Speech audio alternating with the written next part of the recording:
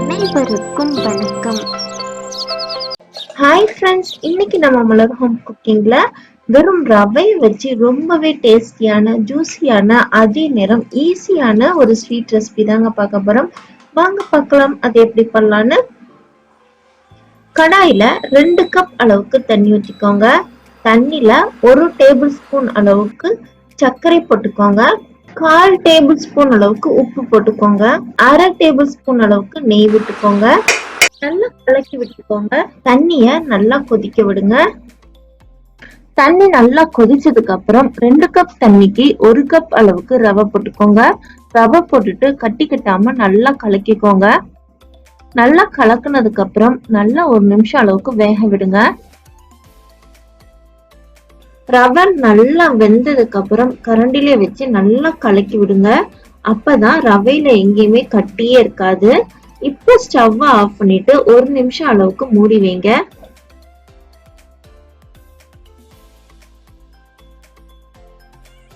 ஒரு நிமிஷத்துக்கு அப்புறம் கை பொறுக்கிற அளவுக்கு சூடுல ரவை வந்துருங்க. இப்போ கையில லைட்டா நெய் தடவிக்கோங்க, கையில ஒட்டாம இருக்கணுங்கிறதுக்காக. இப்ப கையில சின்ன சின்ன பாலா பிடிங்க. அந்த பால் எல்லாம் உள்ளங்கையில வச்சு லைட்டா பிரஸ் பண்ணீங்கன்னா ஒரு அழகான ஷேப் கிடைக்கும். இதே போல ஷேப்ல நம்ம எல்லா ரவையும் பண்ண போறோங்க. உங்களுக்கு தேவைன்னா இத லைட்டா நெய் தடவிட்டு சப்பாத்தி திரட்டுறது போலவே ஆனா திக்கா திரட்டிட்டு இத ஒரு குக்கி கட்டரோ இல்ல பாட்டில் மூடியோ வச்சுட்டு நீங்க சின்ன சின்னதா எல்லாமே ஒரே மாதிரி சைஸ்ல நீங்க கட் பண்ணிக்கலாங்க.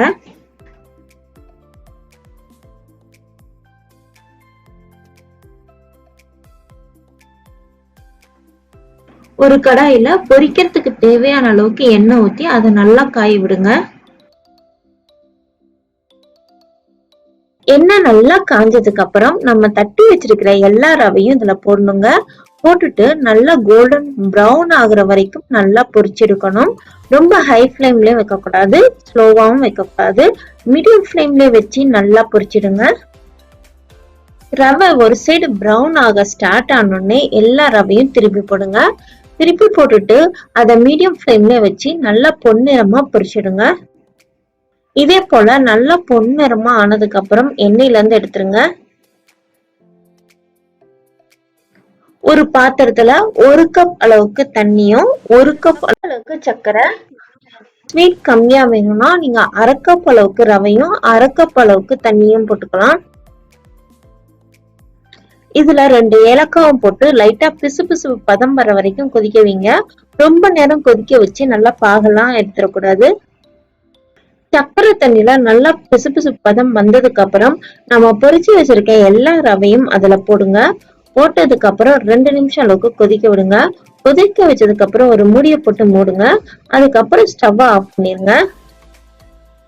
மூடி வச்சதுக்கு அப்புறம் 1 நிமிஷத்துக்கு அப்புறம் ஓபன் பண்ணி பாத்தீங்கன்னா இதே போல ஜூசியான செம்மையான ரவா ஸ்வீட் ரெடிங்க. இத உடனே நீங்க சாப்பிட்டு என்ஜாய் பண்ணலாங்க.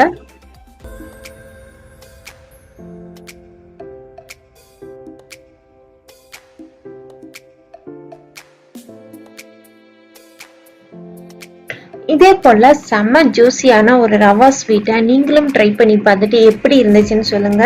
நன்றி, வணக்கம்.